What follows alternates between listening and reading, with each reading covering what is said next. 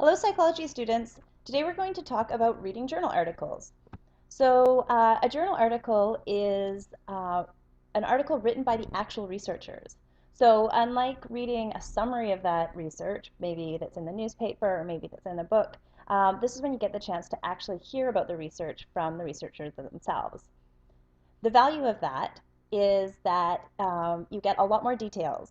So you'll get details in terms of how they actually did the study, who the participants were, and a lot of other very important information for you to use to evaluate the quality of the research. There's also the advantage that you're getting the information directly, so you know there isn't any bias or distortion.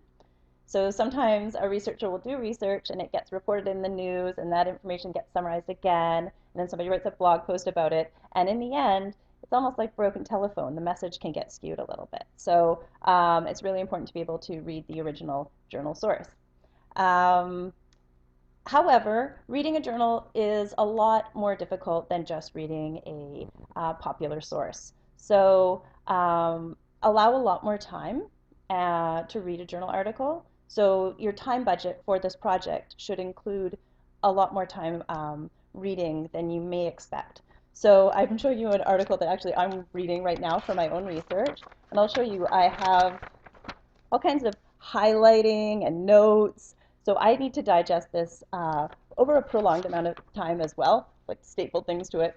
So the rule that I've heard from other professors is you should read a journal article 3 times, and each time should take half an hour or 45 minutes. So I have read thousands of journal articles, and I still budget a full hour just to read a tiny little article. So let's talk about some of the pieces of a journal article.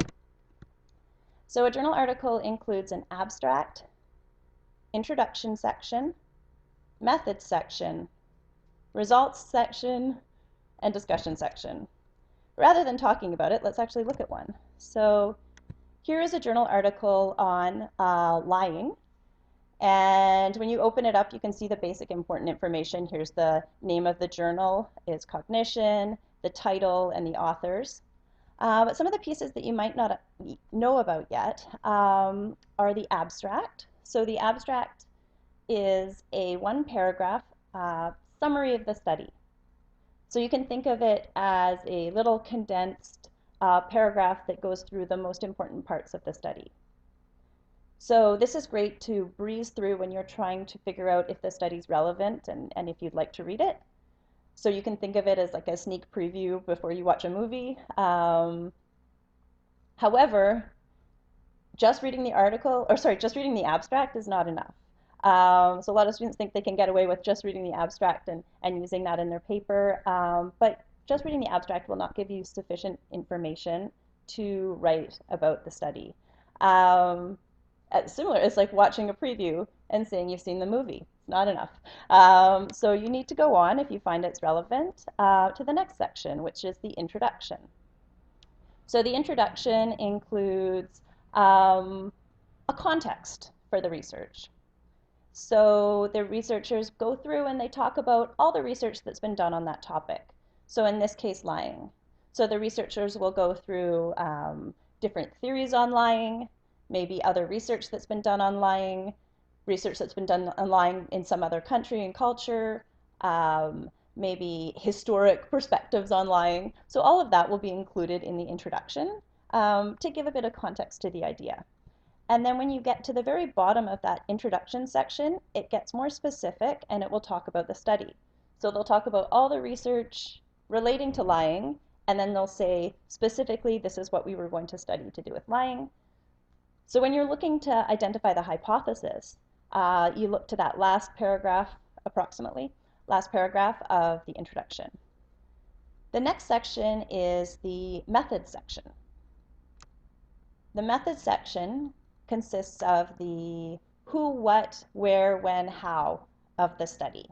So it'll talk about who the participants were, what the measures were, so how those variables were operationally defined, and the procedure.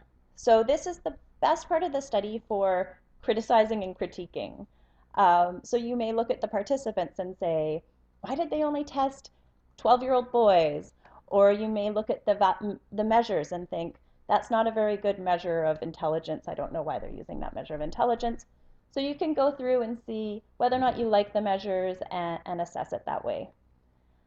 So the way you should think of the methods section is it's almost a recipe for how the research was done.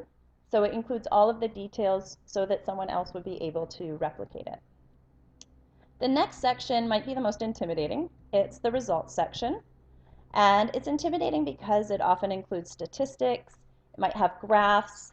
Um, so don't worry too much at this stage if you don't understand. I wouldn't expect you to, and a lot of the statistics are quite difficult. So I recommend at this stage skimming through the results section and maybe reading it over a few times to try to get a general gist of whether or not they found support for their hypothesis. So they often will include some sentences within the results section that summarize what's happening, so you may understand it. However, if the results section is too dense in terminology, just move on to the discussion section, because the discussion section will often go over those results again in more plain language. So it will summarize whether or not their experiment found what they were looking for. So the discussion section includes those major conclusions, and it also puts the research back into a more general context. So it'll relate it back to previous research, kind of looping back to what they talked about in the introduction. So that's a research article. I hope you find some really good articles and enjoy reading them. Please email me if you have any questions, and I'll be happy to help. See you in class.